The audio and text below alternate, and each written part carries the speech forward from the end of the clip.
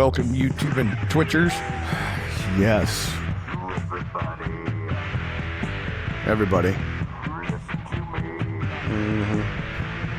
See, Morgan knows. Morgan already feels it's all about the rock and roll, I'm man. ready. I'm All about dialed the rock in. and roll. Right on. That's awesome. This is the intro. It's a song called Free Man. Written by yours truly and that guy over there. Damn.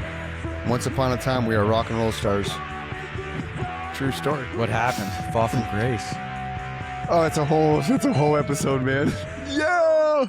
Hey, welcome to the Chris and Mike Show. He's Mike. I'm Chris, and this is Morgan, and he is from Kava. We are brought to you by Riverside FM, the one and only choice for your podcasting platforms. Remember, we're live on Twitch, YouTube, and chrisandmikeshow.com. So all 34 of you countries out there, you can chime in and catch us live right here and right now. And then we will have the episode in its entirety, along with all the shorts, reels, etc., dropped in a couple weeks or so. With that being said, Morgan Smith from Kava Root, right? Is that what we're calling it? Kava Root? Yeah, I mean, I import Kava root from throughout the South Pacific. My company's name is Kalm with Kava. Kalm with Kava, okay. I'm a Kava guy. I'm a Kava nerd. Kava guy. So you found us because you watched the Apache Joe show. And so you sent me an email, or us an email to the show, wanted to talk about your product. So I'm pulling up your website right now. If you can see that, we are kava.com. So give us a little bit of insight as to what it's the website's kava.com, Kava.com. So give us a little bit of, we're in an elevator, Morgan. Pitch your stuff, man. Well, it's Kalm with Kava.com. It's Kalm with a K, Kalm with Kava.com. Okay. Yeah. Okay. But I mean, Kava it's a root that's grown throughout the South Pacific, right? So there's a lot of different Kava companies out there. And so I'm just one of them, right? Okay. But Kava is a plant that's been growing throughout the South Pacific. Cool. And Kava has, and it's been used for a long time. It's been used for 3,000 years to kind of help people connect with one another and relax. And, Nice. it's kind of like a Polynesian peace pipe. Oh, right on. Yeah. Great That's description. a good way to put it. Mm-hmm. So now expand on how you came to be in this field of expertise. What brought you to this? And then how do people use it and apply it that don't know anything about it? Because I guess I don't know much about it. Yeah. So I found it because like 10, 12 years ago, I was pretty anxious. I was depressed. I was in a bad spot, and I went to my doctor and I asked them for some help, and I got some benzodiazepines, like a Xanax, right? And correct. Been through it myself. Okay. All right. So you guys are fully, aware what that experience is like. For me personally, it hit me really strong. It was like a really crazy sort of a situation where I couldn't really function on it. I took a pill and then I just blacked out. Like, I don't remember what I did the rest of the day. Wow. Like, I was driving coworkers to lunch and stuff, and that was not Wow. something that was a good thing for me or my family, so I need to find an alternative to help me kind of deal with the stresses of life. And I found Kava. Cool. Okay. Now, how did that help?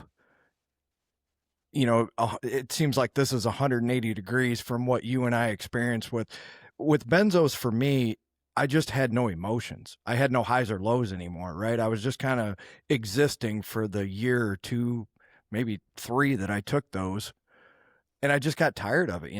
I felt like I was just waking up and every day was Groundhog Day, right? I'm doing the same thing, but I'm not having any fun, really. I'm not feeling the good times, and I'm also not experiencing the bad times. But when you're going through life like that, you don't realize you're just on autopilot, right? So how did Kava take away the anxiety? Because we suffer that together, I can promise you. But still allow you to enjoy, a day-to-day existence. Yeah, I mean, look, like I want to be very careful with like how I say this because I'm registered with the FDA, and so I cannot say that Kava is going to help with any particular medical claim. I'm just right? asking your opinion. Yeah. Yeah. No, I just want to be very clear here, right? Sure, Like I'm not interested in getting sued by anyone, and I certainly don't want Right. to sell Oh, something understood. in a way that's Agreed. wrong. But I will say this: I think that a lot of the pharmaceuticals out there are, they're long-term solutions for what a lot of people experience as a short-term problem. Mhm. Right. So I know personally, in my experience, I was going through a particular crisis that lasted a couple of months. I did not need something that was going to last for years and years and years, Mm. right? I did not need to be on something for a long time. Yeah. And so, Okay. and I'm not saying Western medicine is bad, right? My wife is a nurse and my brother's a doctor. I believe in Western medicine, but I think that there should be more of a holistic viewpoint on like what Mhm. we could potentially use to help us get through our day. And so Yeah. Kava is something that really helps you relax. It helps you calm down. At the end of the day, I really like to have it kind of like to, kind of just take a couple of minutes, think about what happened during the day, think about what I can do tomorrow better. And Kava kind of helps to just tone down some of those thoughts and just chill out, right? I look at it like kind of like an intense chamomile or maybe like a tenth of weed, right? Like it's not something that's going to be super I can intense. relate to that as well. Yeah, like you're not going to be on the ceiling. You're not going to be in space. Sure. You're still going to make good decisions, and you're also going to remember what you did last night. So that's kind of Right. how I look at Kava. That's a great So description. there's a little stigma with it, right? Anything that's not, like you said, your FDA, you don't want to specifically claim things, because I get that. But there's always a little bit of stigma with stuff that's not Western medicine, right? Because okay, the side effects of this and that. And my wife, being my wife, when I shared your email, she automatically Googled everything, because that's what she does, right? Even though she doesn't watch the shit, because it's kind of like when Mike and I would write our songs in the band and stuff, she could care less when the stuff comes out, because she lives it. So Sure. she'll never watch it, but she Googled it and she's like, oh, I'm going to watch this one, which will be cool if she actually does. Cause she helped me write a book and she's never read the book and people give her shit. So when people have this, they create the stigma about things they don't understand, right? It's like when marijuana became legalized from medical purpose, everybody's up in arms, right? Oh, you can't do that, Sure. that world's going to crash, right? They looked at Colorado and how Colorado had all these problems because of that. Even But it's though it was the right. most prescribed painkiller from 18 whatever until Right. 1905 when aspirin came back around, right? Right. Doctors Right. prescribed it regularly and nobody even talked about the high. They only No. talked about the medical benefit. It cures my anxiety, my pain, Right. it takes away my arthritis, makes me hungry again, whatever. Right. And it's a reason now that it's the most prescribed. Even like I've gone to therapy because I had some issues from a child growing up, and my therapist one point in time, she tried to put me on meds. I was like, no, I'm not doing meds. I would just work through this. I don't need to be medicated. She's like, well, smoke pot. And I was like, kind of like, really? And so she explained the benefits of it. So I totally get how that's evolved over time, and there's a reason why the NFL and baseball, MLB and stuff, they don't test for pot anymore, because it helps with recovery and pain and all that kind of jazz. So when somebody comes at you with negative connotations about Kava and your product and what you're doing, how do you help them understand it's not a bad thing, because it's like anything else. It's a plant-based root, right? Yeah. Yeah. I mean, okay. So I'm really glad that you bring this up, because that is the number one reason I reached out, is because I feel like I'm kind of on a mission. I'm a bit of a Kavangelist. I'm someone that I just really think that Like Kava that. can be very beneficial to people. Yeah. Yeah. And so I feel like it's doing the plant, and by the way, the people that have been growing it for 3,000 years, a disservice if we're saying that Yeah. Kava is one thing when it's completely Okay. Well, and that's different. why you're here, Morgan, because we want your side of it from somebody who is championing the cause. It's kind of like hemp's been around since, Jesus was walking around in hemp suits, man. Like, you can't tell me Jesus wasn't in the desert 40 days and 40 nights and wasn't doing a little opium or smoking a little bit of weed, because, he's randomly talking to people that aren't there. Okay. Of course they were. They didn't have the internet or television, Right. And then Moses and the burning bush, I'm pretty sure he's got something going on. Right. And That the was water the into wine, what'd you that actually was put in the that acacia water to make bush. people think it was wine? Yeah. The So burning I bush think- was clearly the acacia bush, correct? Right. Who knows, man? I'm not a biblical scholar here, but Yeah, I think there's something going on. Yeah, neither are we. But so, man. like, if you look at Australia, they did a harm ranking study of all of these Okay. different substances. It was like 50 different substances, and Okay. alcohol was 98 out of 100 in terms of how yeah. harmful it was. Right? Mhm. We all know that. We all, Mhm. we've all seen our drunk uncle and like kind of what, how many Christmases he's screwed up. Right? Maybe you were the 21, drunk uncle. I don't know. 21 years sober right here. Nice job, dude. Yeah. Yeah, thank so I you. mean, you get it, right? Alcohol is terrible, Absolutely. and everyone knows it. Yep. And on this exact, and if you look at it even from like not even just like a personal health situation, but even just from like a macro economy scale, you go like, well, how Yeah. many billions of dollars are lost because of hangovers? How many people Right. screw up their entire lives and careers over this stuff? It's super harmful.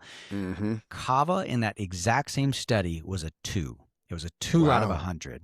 So, Wow. if you talk about like, Kava does this or does that, blah, blah, Mm-hmm. I can almost guarantee you it's far more benign than any other substance that you're putting into your body. I guarantee you that soda that you drank yesterday, that's worse for you than Kava is. Oh, Well, yeah. you Right? brought So up like my you can't really, You brought up my Sorry? number one argument, Morgan. No, you're fine. I interrupted you, but it's important that people know on every corner you can buy Mhm. enough alcohol every Mhm. minute of every day to kill yourself, Yep. Yes. and it will, right?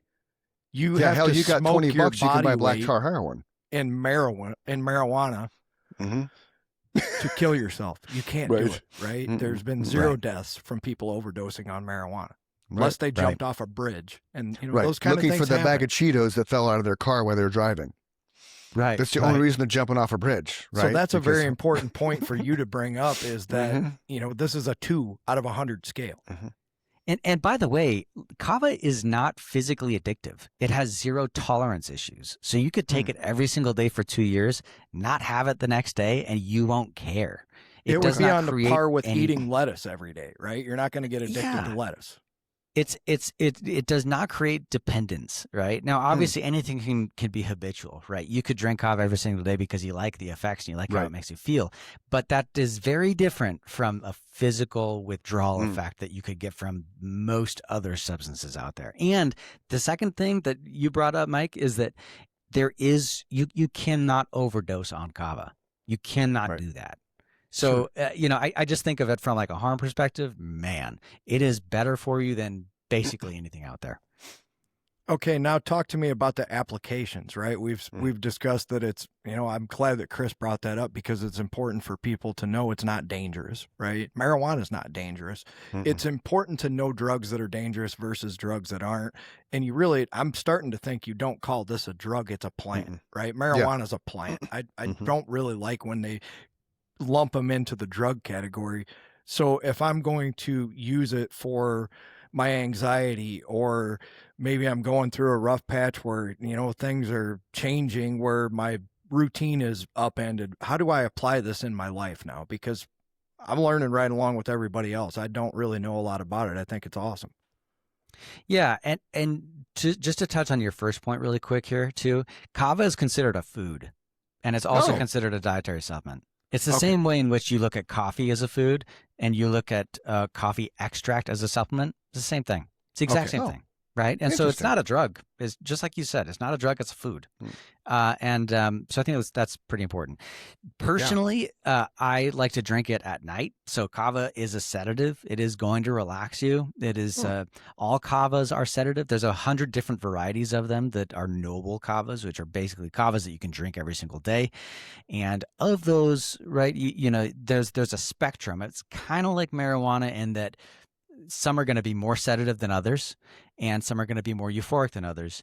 If you look at a map and you look at where Kava originated, it originated in Vanuatu. And in Vanuatu, it's an archipelago a couple of 100 miles west of Fiji. And it started out as a wild plant, and it was a canoe plant. And as they put it in their canoes and they went on to other islands to the east, it changed and morphed as it hit different types of ecosystems. Really? And because of that, you have different varieties of it. Yeah.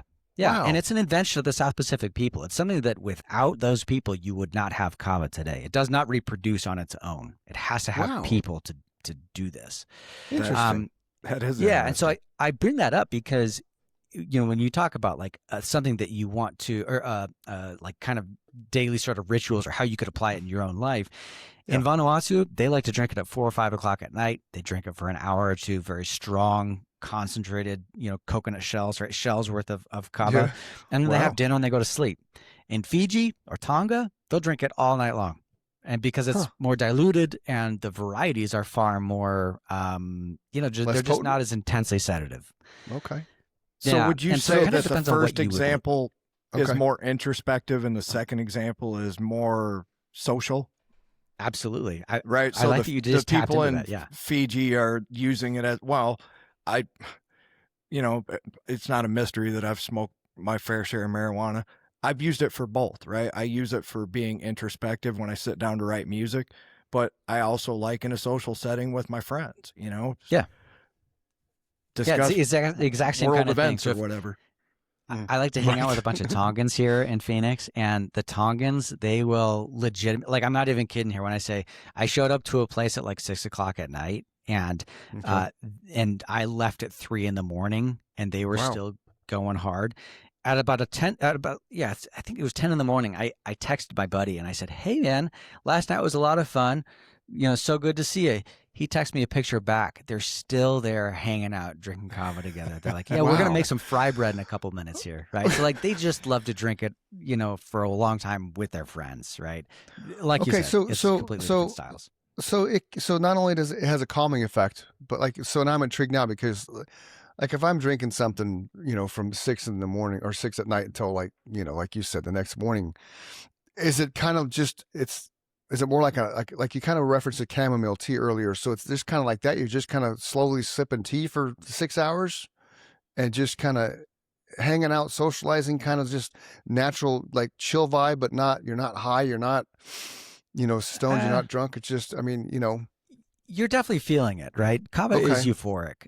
It Okay. does cause definite feelings of just very kind of chill relaxation, right? And you're definitely going to be more socially, sort of less socially anxious, and so you definitely feel it in your head. Okay, And gotcha. that's the thing that kind of sold me on Kava originally when I was going through all my issues 12 years ago.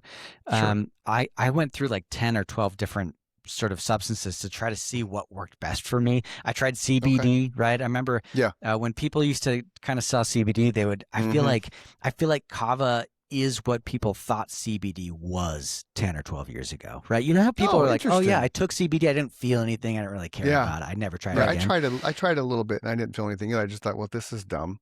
Like, exactly. I don't think it works for some people. Yeah, somebody gave me some CBD balm, and I'm like, I actually have friends who, and I'm guilty of this a little bit myself, where edibles just don't work. You hear horror stories about people who take edibles and they get pinned to the couch for 8 hours, right? And they can't move anything but their eyes. So I've had that experience. It's terrible. There you go. Now I could take 300 milligrams and drive to McDonald's and get a hamburger and come home and, nothing. That's I don't crazy. have, and I think part of it's, I've experienced it so many times, but I don't think when that chemical reaction takes place, it is the same for everyone, right? Because I actually have friends who have taken 1,000 milligrams and felt nothing. I'm not going to be that guy. I can't relate to that at all. Sure. Yeah, I can't either. And I take 10 milligrams and I'm on the floor, dude. Yeah. I'm kind of reinforcing where you were going with, you have to, through trial and error with some of these things, no differently than your doctor does when he's prescribing benzos. Right. That's very important for people to know. That guy or gal has no idea how you're going to react to those. They don't. Yep. 100%. It's the practice. They just dole out medicine, psychotropics. Right? They dole out psychotropics like they're M&Ms. Let's try this one, and this one and see if it works. If that doesn't work, we're going to take this one away, up this dose, low that dosage, and all of a sudden, that you experience different, like there's indicas, there's sativas, there's different strains and levels of edibles. You have to start out with, little samples of different ones, which is what you were talking about doing with the kava. Yeah. If one thing doesn't work for you, try the other. Yeah. Yeah. I always tell people when they want to try kava for the first time, there's a couple of basic rules. I would say the first is I always try traditional kava, right? There's a ton of different types of kava products out there, like different formats, right? You'd have like traditional kavas, you'd have instant kavas, you have kava extract products. I say go for the real deal traditional thing, invite some friends over, experience it together, and do it on an empty stomach. And, you're going to have a great time, at least, hanging out with your friends, drinking some muddy water and talking about how crazy the feelings are. But and I also say, I think that you can't just try one type of kava and think that you know what kava is.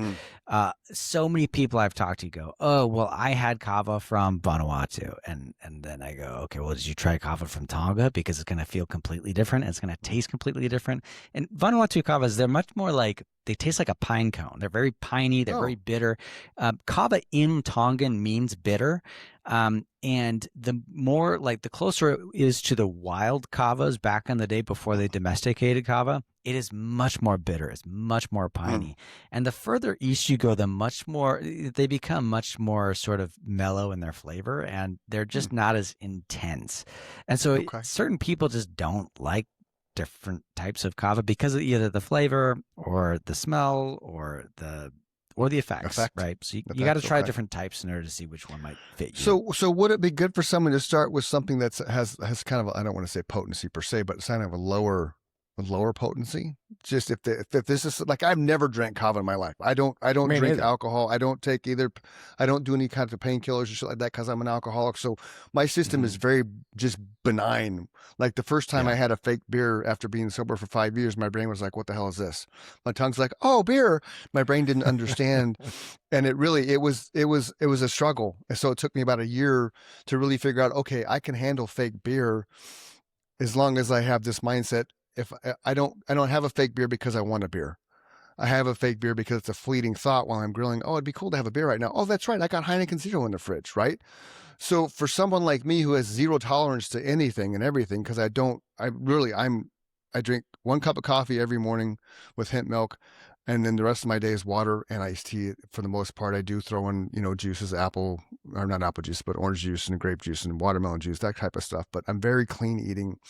So if I was going to go to Tonga Kava, I would just kind of thinking that would just sit me on my ass, and I'm going to see, rainbows and unicorns with, people falling out of the walls. Is that accurate? Should I go with a little bit more mellow beginning, kind of diluted over, from Tonga to like Arizona, like find an Arizona version? Yeah, well, I would answer that like this. Okay. Earlier we were talking about how coffee is a food. Kava is a food, right? Okay. When you go buy coffee, what are your how do you determine which type of coffee to buy?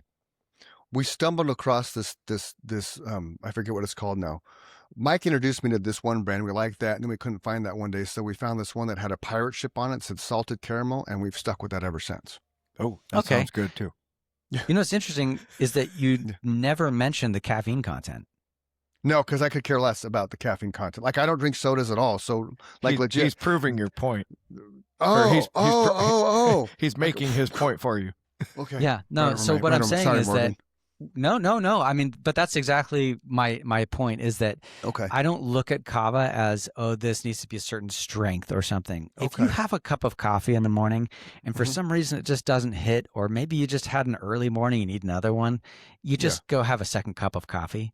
It's the exact same thing with kava. Okay. And the reason earlier I was talking about shells, like coconut shells, we literally talk about a shell as like a serving of kava, right? And so when I prepare kava for myself, I will prepare 4, 5, 6, maybe 7 shells of kava, which is like 6 to 8 ounces of the actual prepared beverage. And then I'll just have as many shells of kava as I want. And you space it out every 10, 15 minutes. And that way you can kind of get to the point where you want to be, and you don't have to go higher than that. Or, if you just want one, that's fine too. It's just, you can control it is what I'm saying. It's not like an edible where you take it and then you're just on the ceiling. Seeing purple elephants flying. I wish. It's also one other thing I'll say is that I feel like a lot of people, they try to replace kava with other things, right? And they try to say like, oh, well, I'm going to replace alcohol with kava, or I'm going to replace weed with kava. Kava is so much more subtle and so much more just mellow. It is not something that's super intense. But I think that to me, that's a selling point, because I don't want to be there. I got kids, man. I Yeah. got a wife who needs me to operate, so Right. I gotta do things. And so Yeah. to me, I don't want something that's super intense, So but I you Yeah. can want something think that of I'm this gonna be more able as to do. meditation than, It's a great way to look at it. anybody who I'm thinking that Chris is thinking in the direction that I was thinking at first because we've experienced addiction, right? So Hmm. your mind instantly goes to, oh my God, I don't want it to be like this, right? Yeah. Yeah. Yeah. And I had that same reaction at first, and my mind was going there too. So anybody that's listening to this that was a former addict would think the same thing. So I like how you described it as standing in the aisle of the grocery store and deciding between, my Yeah. mother likes to drink tea every day, so she picks her tea, right? It's the same concept. She would just pick her strain of Kava. You can think of strains of tea and coffee is the same thing. Or what brand of milk do you buy? Skim milk, whole milk, Right. Hmm. It's Well, yeah. Yeah. Okay. yeah, So the it's kind of food like the best. aspect. So it's kind of like the best part of waking up is Folgers in your cup. Yeah, Right. except this is the Or anti-coffee, so it's like the best part right. of going, or the best part of chilling out is Kava. I don't know. Best We part need, of we need chilling a out jingle. is You fading need a off to jingle, sleep. Morgan. Yeah, you We guys need are a the jingle, musicians. man. I'm leaving that to you. Yeah, like good to the last drop, Maxwell House, right? we need, You we need need a something jingle. going off into the Netherland sleep Right. land. So here's a Yeah. question. So you drink a kava, get up in the morning, like you drink it at night, like you said. So you have your kava at night, and you need to run to the store. You're completely fine running to the store, driving, no issues. Yeah, I mean, I think on our bags it says not to operate heavy machinery. Personally, hasn't been a huge issue for me. I'm Okay. not telling people to go do that, but it's not something Right. that's gonna be like, super intense. Yeah. Now, is there an age demographic for it? Like nobody under 18, nobody under 10, nobody under 5. What's that? No, No. it's like I Okay. said, it's a food. Okay. I have given it to my son, right? I've Okay. got a bunch of buddies who are Polynesians, and Yeah. their teenage sons will walk in and say, "Hey, come have a shell of kava with me," and they'll have Okay. one or two of them. Okay. Actually, that's kind of an interesting topic because, That's why I asked you know, it. yeah, I gave it to my son when he was going through some. I won't go through exactly what Yeah. happened, but You don't have to go through the it was specifics. pretty traumatic experience for him, and we were Okay. not at home, and I could not Okay. take him to a doctor, and I needed Mm. something to help him relax because it just Okay. was a bad situation. Is bad. Okay. And it helped, and it definitely Cool. helped. Now, is it something that I would say you should have your kids drink? No, I think that you should go to Okay. your doctor and see if they're okay with it. Okay. But it's also, I mean, if you look at old Hawaiian stories, so Hawaiian Ava has a lot of interesting historical background. There's a variety of Hawaiian Ava. Now they call it Ava, not Kava, called Okay. Nene, and Nene it was historically used for teething babies or fussy Oh. babies. Yeah. So the kava root itself, it Mhm. has inside of it something called kavain, which Okay. is if you think of when you go to the dentist and you have Novocaine and it numbs your Mhm. mouth. Yeah. Well, kavain has similar properties. It'll numb your mouth. Okay. It'll numb your throat. Mm. And so when you chew on the root, it'll numb the gums. Interesting. Right. So if you're a teething baby, that Yeah. would help your gums. Right. Well, So Absolutely. historically, it's been used for kids. Yes. I think Okay. it's important for people to know too that a lot of these cultures, they didn't abuse these things. They used them for Right. what they were intended for, right? So if you go to Europe, you're going to find a bunch of kids who drink, and you're going to be Mhm. like, holy crap, they're drinking wine at lunch or Right. beer at dinner. Yeah. That's the only time they do that, and it's maybe Right. once in a while, right? They don't Right. It's look part at of the it as culture. something that, oh, wow, this tasted good, so I'm going to do it every day. Right. That's just, Right. It's like how It's Germany not- drinks warm beer, where Americans drink cold beer. Like, if you're in Germany, you're straight up drinking room temperature beer because that's how they drink it. so weird. Right? Really weird. wouldn't even imagine it. But that goes back to what Mike just said. So the cultures, I mean, before Western medicine, you had all these cultures all over the world doing homeopathic remedies for all different kinds of things. And a lot of that was based on the roots and plants and what you found in the jungles and the forests and all that kind of shit, right? And it's wasn't just- amazing when you use Right. it the way it was intended. It Yeah. actually, you're like, wow, it works if I don't do it from 7 o'clock in the morning until 11 o'clock at night, right? Right. Which Right. is, I've went through those periods in my life where if one is good, 100 must be better. So Yeah. Yeah. when Yeah. you start using these plants, these food products, these whatever, magic mushrooms, even, there's things that if they're used the way that they were intended in nature, they're going to be beneficial to the human. And that's what I'm Mm-hmm. hearing the longer that you're explaining this to us, right? Here's how you use it effectively, and here's what it will do for you if done effectively. Yeah. Yeah, exactly. And I don't know, like, I feel like I've met so many people who use kava for different reasons, Mm. right? So some people, I know people that drink it while they're at work and they just want to kind of just tone down the stress levels at work. Personally, I'm not really a guy that, does that. When I drink kava, I'm like, I want to just like chill Chill. out, Yeah. and I'm not going to be working.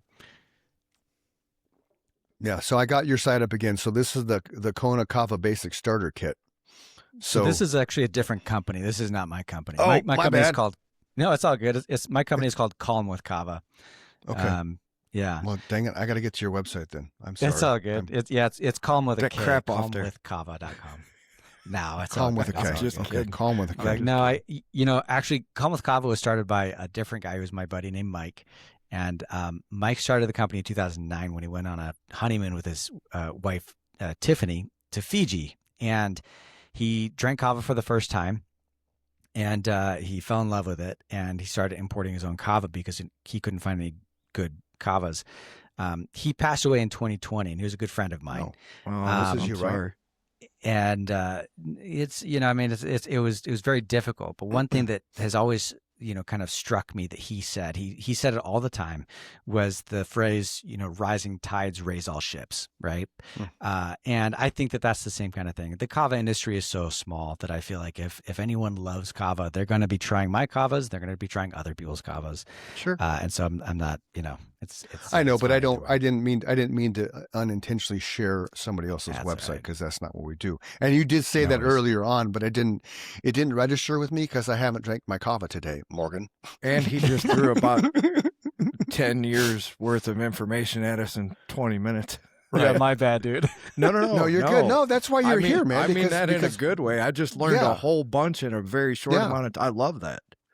Yeah. I didn't mean that in a bad absolutely. way at all, man. No, not at all. Yeah. So I the had no different idea kind- what this was before you started talking. Sorry. Yeah. Chris. So I have the site up. So there's the different kinds of types you have listed on your site is micronized instant, medium grind, instant kava, extract products, kava seltzers, and bundles. So I'm assuming the medium grind is kind of like coffee grounds, or is it something that it's a fine powder? Yeah, that's actually like the perfect way to describe it. Medium grind kava is the traditional way of doing it. So they take the kava roots and they pull them out of the ground, they wash them off, and then they dehydrate them, and then we grind them up right into some sort of a rough powder. And you take that rough powder and, like, you can see at the bottom there, there's the sample pack, there's strainers, right? And so you take that strainer, you kind of strain it out almost like a tea, right? So the FDA actually considers kava to be a tea. And so that's so that's the traditional way of doing it. Micronized or instant varieties, you can just mix it right into your cup and go. And then we have those concentrates there that are like, they're kava extract products that are mixed with juices and things like that. But the extract products are not as like intense. It's interesting that we brought up edibles so early on, because kava has a strange thing where most things, when you do an extract of it, it becomes stronger. Kava is not the same. Yeah. Kava extract products, you do not feel the full effects of kava. Yeah. Wow. I don't know why, but you get about 60 to 70% there. You don't get that extra 30%. That is strange, because you're right. Your liver usually, with THC, it changes into 11 hydroxy metabolite, right? Which is 4 to 5 times more psychoactive than THC, which is why you freak out. If you haven't dealt with those things that are in the files in the back of your mind that you don't know are there, you're going to real quick. Yeah, exactly. So it's a little bit different, but that's just kind of the way the way it goes. Okay. So all That's of good to these know. kavas, though, they're all a little bit different, and Yeah. they all kind of, some are, like I said earlier, some are more sedative, some are more euphoric, Okay. and then those private reserve ones. Those are like the really fancy ones. So Well, sometimes that's why get I clicked on it, Morgan, because it like, ooh, private reserve. It's kind of like the private jack when I was drinking. Oh, I got to get the best jack. Oh yeah, you gotta have that. Right. Yeah. And so it's a very like different sort of thing, because they're types of kavas that are kind of small batch, right? So if Okay. you think of any sort of farmed product, the vast majority of the time you're talking about farms that are huge, right? If you think about buying potatoes, these potato farms are thousands of acres. Sure. Kava is completely different. It's mainly farmed by smallholder, farmers that have 10 or 15 plants in their backyard. And then they use it like a savings account. So whenever they want to buy, because they don't really use money in these areas of Polynesia all that much, they use money to pay for their kids' schooling, maybe for tuition or for school uniforms, or they'll sell it or they'll sell their kava for like building materials. Other than that, they plant everything that they've got, and this is Dahonu, by the way. This is a great company that we partnered with. We don't currently have it in stock, but I saw that they're all sold out. Got it. Yeah. At the Dahonu website, they've got some, but I just don't have any personally. That's in okay. our warehouse right now. That's okay. But yeah, so it's they basically have 10 or 15 plants, and whenever they want to sell one, they'll sell it to someone who's going around collecting kava. So there's not really any large scale farms of kava. Okay. That's crazy. We also have our own farm on the Big Island of Hawaii, which is. We're very excited. Yeah, either Becky told me that or you told me that in the original contact, with the fact that you do have a farm in Hawaii. So that's kind of cool, man. Yeah, it actually started. So Mike, the guy we were talking about earlier, who started Kalm with Kava, he had about 100 plants in Hawaii. And when he passed away, we bought his land and bought some more land. And that way, now from his 100 plants that he had, we now have 15,000 plants. Wow. What he planted. Yeah. Wow. So we're I feel like we're kind of doing, we're kind of living out Mike's vision and trying to. Do you have a picture of this anywhere, Morgan? What that looks like? Of the farm? Yeah. So if you go to. I would love to see that. Yeah, of course. If you go to Instagram, or you could go to the website as well, but I'm on the website now. This website or a different one? No, the farm has its own website, but the Instagram might be the better kind of way to kind of see what's going on right now. Let me go to Instagram. It's called Puiwa, which is Puiwa. Hold on, I got. So in Hawaiian, W's are pronounced as a V. Okay, Puiwa. Puiwa. Are you on Instagram right now? I am. I have not shared it yet because I want to make sure I pull it up first. Yeah, it's Puiwa Farms Hawaii is the handle. Puiwa Farms. Hawaii. Farms. Hawaii. There it is. Okay. I'm going to follow it. And then I'm going to find a good picture and then I'll share it. Yeah, so there's 13 varieties of Hawaiian Ava, and they're all quite nice. And if you think about it from like a genetic standpoint, these guys, they were putting kava in their canoes and traveling across the ocean, hoping to find land, right? Yep. And what that tells you is that they probably took the very best that they had. They took their best medicines, they took their best foods, they took their best everything. Yeah. And so eventually you got these varieties of kava that literally went through 2,000 to 3,000 years of human, intervention to get the very best plants. So is this a kava plant that's on the screen right now? It's super, super great. So is this a kava plant? Yep. That's why I wanted you to pull it up. They're big, that's man. a kava plant. They're really big. And where can this I grow? had no idea. I needed a visual. Yeah, so they get upwards of 10 to 12 feet tall, and it grows pretty much only throughout Micronesia and Polynesia, and parts of Micronesia as well. So all throughout the South Pacific, generally between like 65 and 85 degrees. So we're not. So Probably you not. and I live in Arizona. So I'm not putting this because I live on an acre. So I'm not taking a section of my acre off and growing kava plants. I think you'd have a hard time. Yeah. Okay. Yeah, I think you'd have a hard time. A little It dry. requires a lot of humidity, Okay. a lot of water, and I was thinking side hustle. Hey, Mike, hey, Morgan, I got some kava for you. A little dry. yeah. Well, the So other this thing is that kinda kind cool. of makes it difficult. Yeah. This, sorry to interrupt you, but this is kind of cool. This little reel is kind of showing you how you go from plant to liquid. So there's the seeds, right? That's when you're planting it, starting it. Yep. So those are And then there's- cuttings that we took. Okay. So that's the growth. Yep. And then there's the roots, which is where it comes from, right? Mm-hmm. So that's Washed a and few dried. years from that little seed to what the tall plant.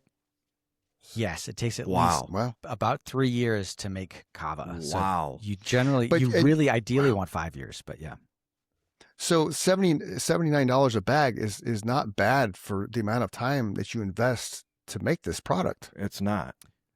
Well, I mean, most of them are about 60 to 65 a bag. Okay. But yeah, I mean, if you think about what went into that, it's Yeah. actually kind of okay to be super frank, right? Like I didn't realize what I was getting into when I started the farm. Like it turns out it's like the dumbest thing to farm.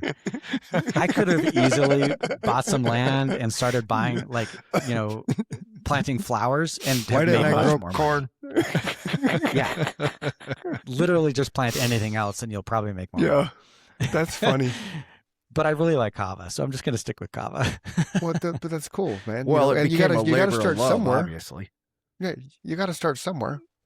Yeah, You know? it's a passion project. I mean, I think it's something that like deserves a lot of respect, and I really appreciate Yeah. the people that have. Well, that's why you're here, farming man. For 3,000 years, and yeah. Yeah, but that's why you're here because you reached out and we were intrigued by it, and this is fascinating. It's absolutely fascinating. That again, it's just a root. It's a plant-based root, people. It's nothing that is going to make you addictive. You're not going to like lose your job and your wife and your family and your house and live on the streets, and, in a van in the river. Van, what is that? Live in a van down by the river. This is just Yeah. going to help you function if you need something to help you function, and you don't want to get shoved, psychotropics down your throat, because that's what Western medicine starts with. Oh, let's medicate, instead of like, hey, let's find a homeopathic solution to see if that works first. Or even better Because- yet, let's talk about Yeah. what you're going through. They don't even start there anymore. No. Yeah. I That's think that crazy. like to me, I mean, I really, early on, I mentioned how I specifically don't really want to talk about medical claims just because of Right. FDA things. But I also legitimately think that like when I go through a stressful period of my life, I Mhm. always go to the thing that like, I go for a walk. Right. I Yeah. go talk to my wife. I go play video Right. games with my son. Right. Like Yeah. I do all of these other things to be healthy, right? Mentally healthy. Yeah. Right. And so Exactly. I think that when the first instinct is to reach for a substance, that's a problem, right? Agreed. And you need to Amen. identify the root of the issue, right? And so to me, when I drink my kava, when I'm preparing that kava, it takes me 5 minutes, right? And I take that 5 minutes, the house is quiet and the Mhm. kids are asleep and my wife is watching some terrible TV show that I don't want to watch. And I get to have 5 minutes to myself, right? Yeah, And that's the yeah. time where I can kind of meditate and really think about what's going on. Yeah. And that is almost as important as the kava itself to me.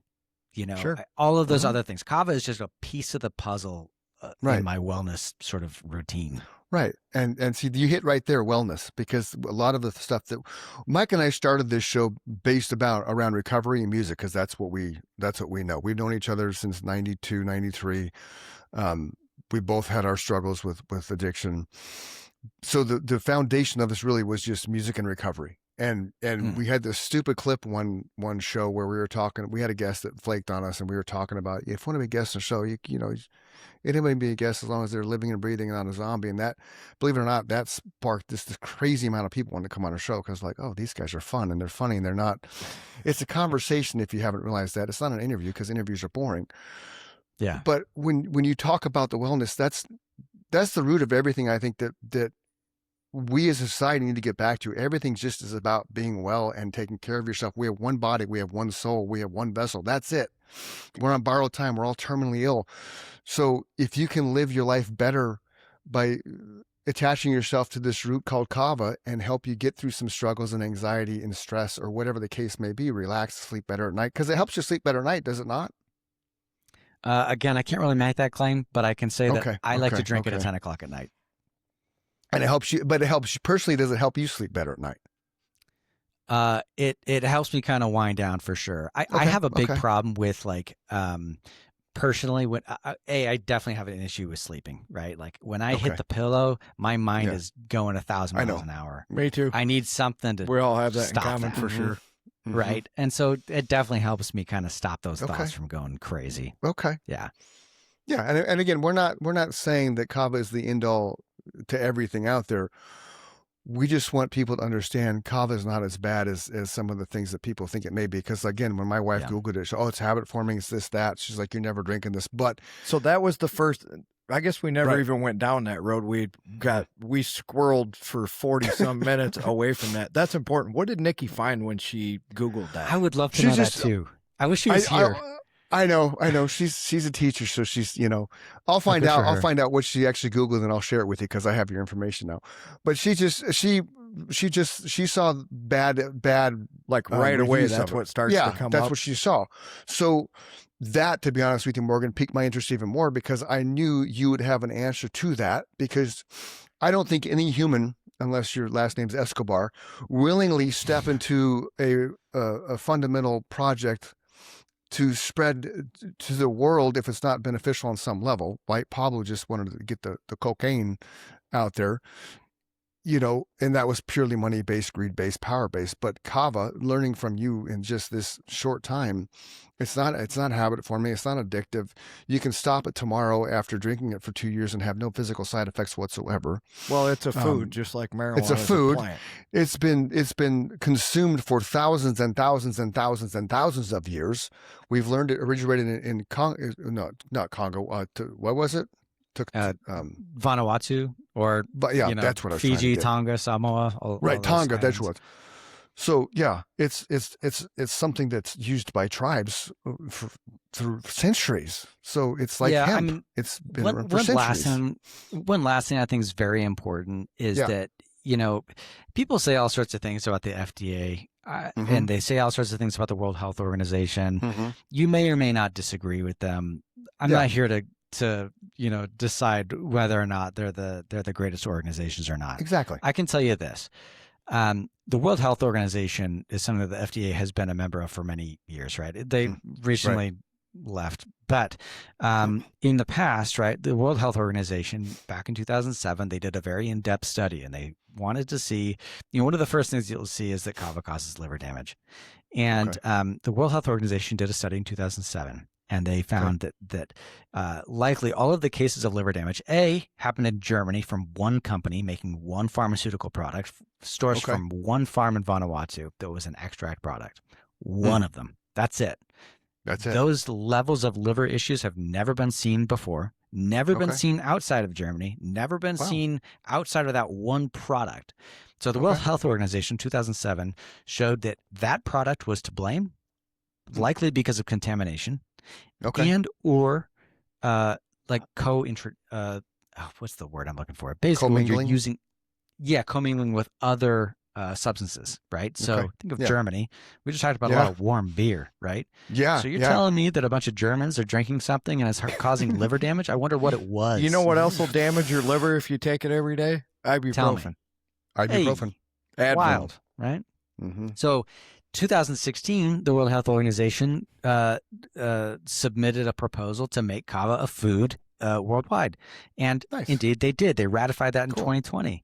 The World Health Organization says that there's very, very little risk for liver damage. The National Institute of Health said that there's less than 1 in a million chances of liver damage from taking Kava.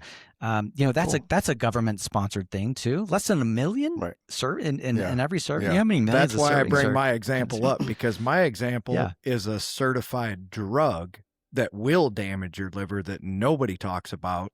And the first thing that we're finding when we Google something that won't damage your liver is that it will, right? There's just so much disinformation out there because you have so many lobbyists in Washington for the pharmaceutical companies who are saying, hey, we have to sell X amount of ibuprofen and Advil and all Right. these other drugs, or we're not going to be solvent and we can't do research and development, and your hospitals and everybody are going to suffer because of it, right? There's all these threats that if we don't make money year over year, our health is going to decline. And actually our health is declining because of that. Well, and check Yeah. this out. Nikki and I met a couple recently that they lived in South Africa most of their life, 6 years in Jamaica, and then they moved to Arizona, I think 3 years ago. They were never sick in South Africa or Jamaica like they have been since coming to Arizona and living in the United States. And it's all because in both countries, it's farm to fresh food. It's farm to table food. You get the fish comes straight from the ocean. It's you maybe have a day length of time. Nothing's processed. Bread gets moldy there in 3 days opposed to 12. They don't have Just- the dyes and all Right. that They don't have all the bullshit. bullshit that America does. So it's even more interesting that the World Health is behind Kava, and how long would it take America to get behind something that's natural and it's grown naturally and it's not processed? Like we've talked about, Mike and I, forever. When we're growing up, Frosted Flakes was a balanced part of your diet. In what way? In what way is Frosted Flakes balancing your diet, man? It's A box of 99% sugar, right? But that's how we were grown. That's how we were conditioned. That's what we grew up watching, because at some point in time, the lobbyists decided, hey, we got to inflate this to get it out to the public. Our grandparents, I mean, at least mine, on my father's side, like, kid you not, a carton of cigarettes a week, probably 2 or 3/5 of whiskey a week, ate bacon and eggs every single day of their lives. Both of them probably had 2 or 3 bypass surgeries, but lived until they were in their 80s or 90s. But they grew up on unprocessed foods. But they grew up during on their farm fresh generation foods. is when they Right. started blaming that generation for eating bacon and eggs for the heart Exactly. disease. They didn't take into account what Chris just said. They drank a fifth of whiskey a week Right. and they smoked a carton of cigarettes, right? Yeah. Was it those two things that caused the heart disease, or Right. was it the bacon and eggs? Exactly. We now know that it was the whiskey and the smoking for sure. Right. Right. Because you can take the frame off the wall and see the white paint behind the yellow ring of smoke. Look at all the morons that ate egg white omelets for all those Mhm. years. It's like Yeah. the egg white really has about zero nutritional value, Yeah. but the yolk has every amino acid needed to Mhm. rebuild the brain cells that you need Right. to continue Right. to function, to not get Alzheimer's. and Exactly. I eat 2 to 3 eggs a day, and I'm still sitting here live and kicking, and my cholesterol level is normal. So, I just think these points are so important to Right. reinforce what he's saying. This is a food. It's not Mhm. going to hurt you. It may not Mhm. work for everybody. That's why Right. I'm always careful to say, this is what works for me, right? Yeah. You can try it. It may not work for you. There's things that Right. didn't work for me Mhm. that are going to work for other people. Well, and that's why I asked Morgan the question. Like, I know I don't want you to get out there on the podium and say this works like this, but that's why some of my questions were specifically related to just you for your personal use of it. Opinion. Because yeah. people like us, like all three of us, our brains don't shut off. They don't shut off. I go to bed, there's songs in my head, and I'm like, shut the fuck up. Yeah. I very have to loud. meditate before I go to sleep, like 10 minutes just to shut my mind off. It's like I'm undiagnosed ADHD, but I'm never going to go on medication for it because that's just not who I am. It's just, you just got to deal with it. You learn how to cope. You learn how to deal. When someone asks me how I can play a guitar, I say that's always going on in here. So Right. imagine being in my head, right? I can play it because I hear it. It's like a movie Mhm. playing in Mhm. my head that I can regurgitate out into the universe, but it's always there, Yeah. It's there in your subconscious for recall, Mhm. just like his lyrics and his melodies are there for him. He can sing all those songs in his head without the music. Yeah. That's wild. I Kava's- can't. It's Man, a tough place I- to be sometimes. It is. I mean, I like to play. I play the guitar. I play the piano. Nice. I play drums a little bit, or at least I'm trying to Cool. learn. And Yeah. so I'm kind of into that. But you know what? I never have quite figured out in my entire life. I remember when I was younger, my parents would get on me sometimes for listening to some music that apparently had some racy lyrics. And they're like, "Oh, you're," and I was like, I'm not even hearing what you're hearing. Right. And I said the and same I was thing like, to my mother. I don't even remember what the lyrics are. And Mhm. by the way, I cannot recite a lyric. It is not going to happen. So it's wild Wow. to me that people can do that. I don't know what's wrong with my brain, but I like the music part. But the lyrics, I don't remember them. Not going to happen. How old are you? I'm 38. Okay, cool. Just because I'm 56, Mike's I'll be 50? 52. 52. Yeah. So I wanted, Damn, because you the guys are music old. thing, I right? know. Shouldn't Right? trust us. That's what we always said Mm-mm, when mm-mm. we were your age. Don't trust anybody over 50. Right. When I was a No, I kid, did man, just and have you, to think about how old I was. So I mean, maybe I'm that's getting okay. there. No, that's okay. When I was a kid, man, when you hit 40, they had the over the hill parties. When you hit 55, man, people moved to the adult communities, and by 65 they were dead. And it's Yeah. like 55 now is like 35. Like I I can hold a totally remember 9.5 being minute plank, 25 looking at somebody that was 50 Right. thinking, fuck, you're almost dead.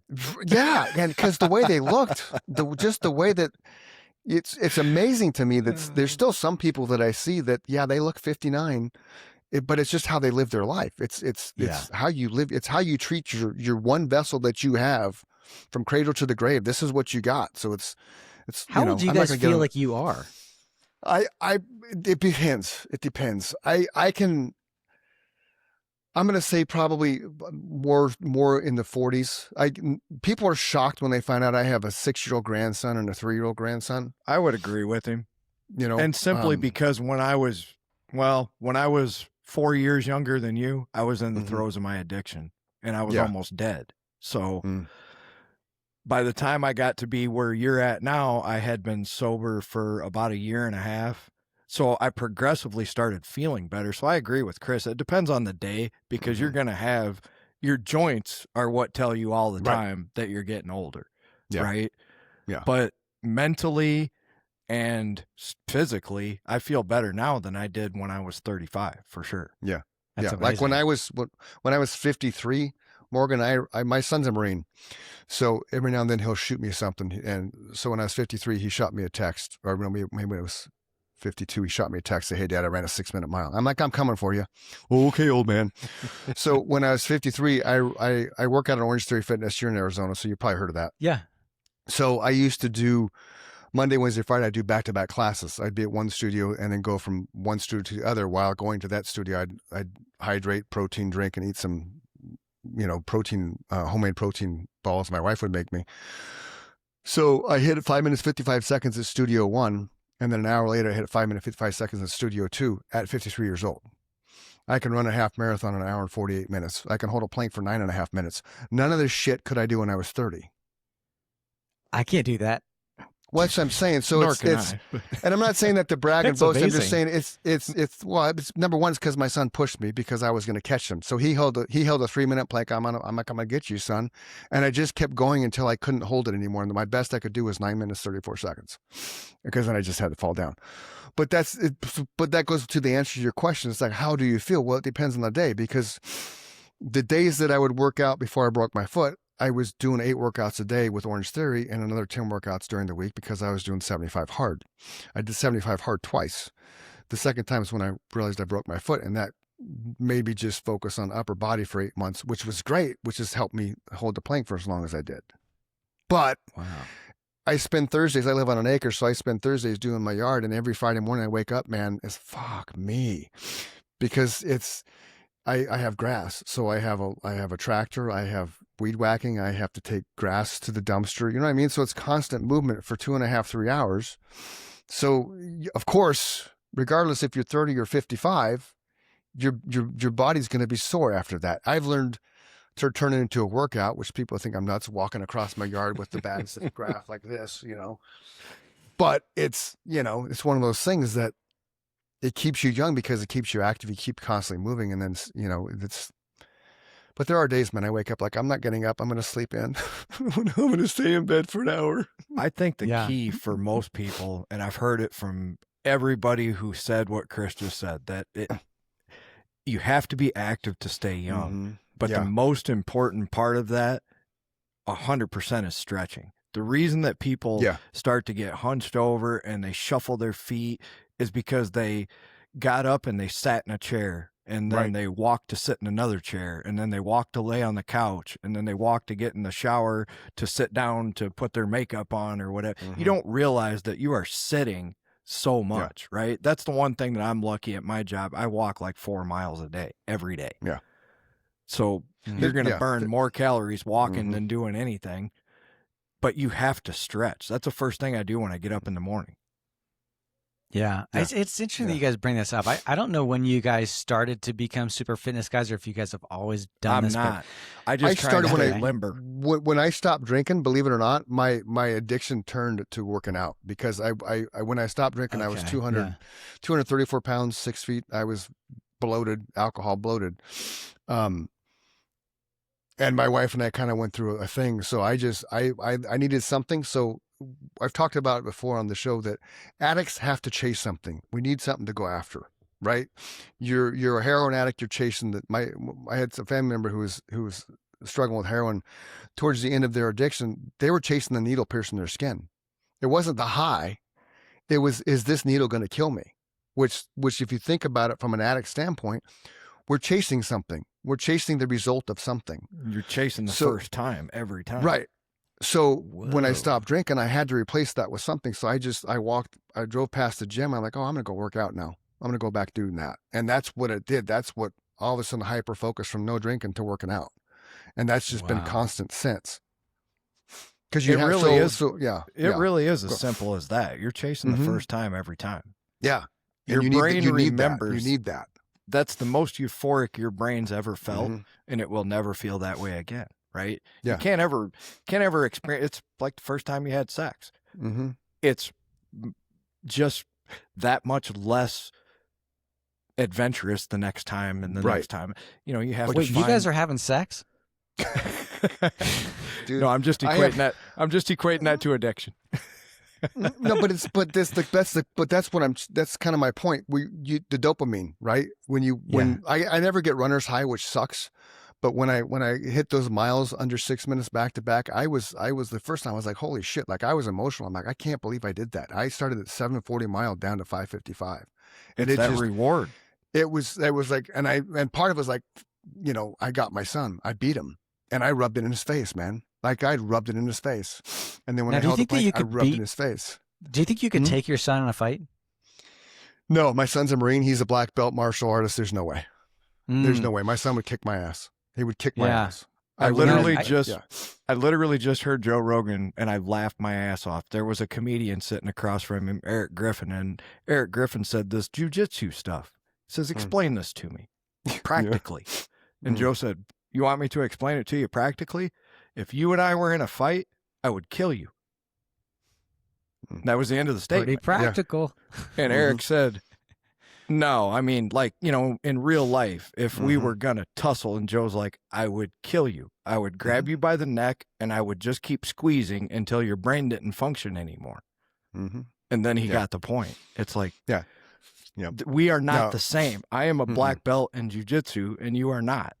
I Yeah. will kill you. Right. Yeah, and I'm the reason trained. I asked was- yeah. Oh, sorry. Yeah. Go ahead. Go ahead. Well, Go ahead. the reason that I asked was because I started doing weight training about a year and a half ago, and Okay. I felt really great since. And Yeah. I feel like it's been, I don't know why I had never really did it before. I feel like it's strange to start, I suppose, this old doing that, but It's it's not been very strange. helpful. Yeah. And my whole life, I've always thought, my dad worked out all the time, and he could take me all the time, right? And it was only up until he had his heart attack about 6 months ago, where and he's alive now, thank goodness. But Yeah. only now do I feel like I could actually take my dad, which is why I asked you, do you think you could take your son still? Mm-mm. But I was Yeah. never a Marine, so that's the very big Yeah. difference between Well. your son and me. Well, even, but Yeah. yeah, my son's a badass. But yeah, I'm trained, and I went through a period where I went through executive protection training because I deal with some people when I sell houses that there could be NDAs signed, Sure. and I got a bug in my ear from somebody I was working with. He said, "Oh, you should do this." So I could disarm somebody if I walked into a store or something and saw somebody that I could tell was I could easily disarm them, and put them on the ground. But to fight a Marine, there's no fucking way. Anybody in the military, I would not. I mean, I look like I'm in the military. I get it all the time because the way I look, and I thank people when they think I'm in the military because I'm a military family. I couldn't get in. That's another long story. But yeah, my son would kick my ass if he chose to. I don't think he could bring himself to throw a punch at his old man, but we have a really good I don't relationship. see that happening. You know, I don't either. You know, Watch yourself. my daughter, on the other hand, I've seen my daughter fight. She could fucking wail on anybody, man. She's just hard to go, but you piss her off, man, she'll go at you with a vengeance like you wouldn't believe, which is pretty cool. Pretty awesome. In a nice Pretty way, awesome. right? Not psycho, but you know. No, that's a good quality for a woman to have, is to be able to defend herself, for sure. So we've run a little late, Morgan. I know you had your calendar till 11:30, but I want to share your site one more time because I want people to go buy your stuff and learn more about you, because this is what we do. And you are welcome at any time you want to come back on the show. If something changes, if you have some new stuff going on, if you have some new lines you want to share, if you want to just update us on production, things like that. Anytime, you're welcome, man. So it's calmwithkava.com, and that's the Kalm is with the K. This is the website. All the products, like you got Shop Kava up here. We talked about it, the different kinds of types. I hate when websites do that. You got all these different kinds of types of kava. Definitely go through it. You got varieties.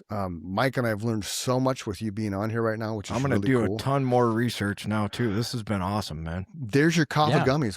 We kind of talked about the kava gummies, but we didn't circle back to it because ADHD. But there's your kava gummies. Yeah. Well, and if you guys ever want to drop by, I know, Chris, you're here in I can Phoenix. drop I don't by. know, Mike, Mike's if in you're Illinois. ever- Okay, I'm well, in the middle of a it'll be cornfield.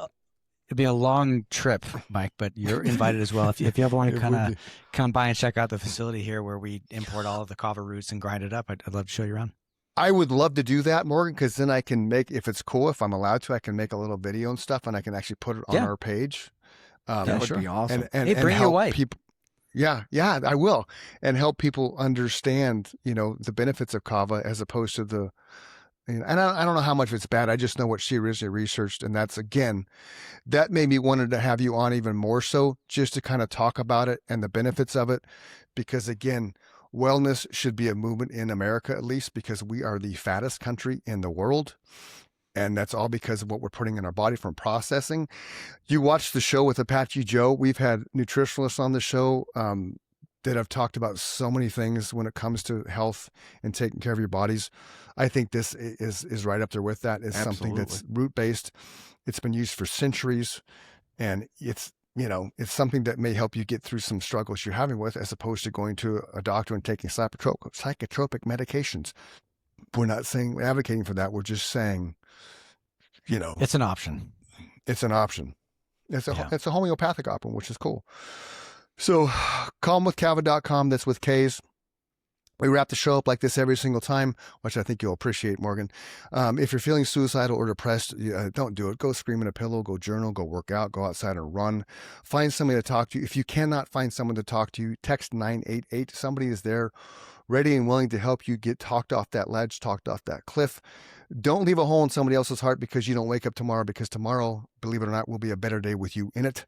For the Chris and Mike Show, I'm Chris Hughes Mike. This is Morgan Smith of calmwithkava.com. That's calm with a K, kava.com.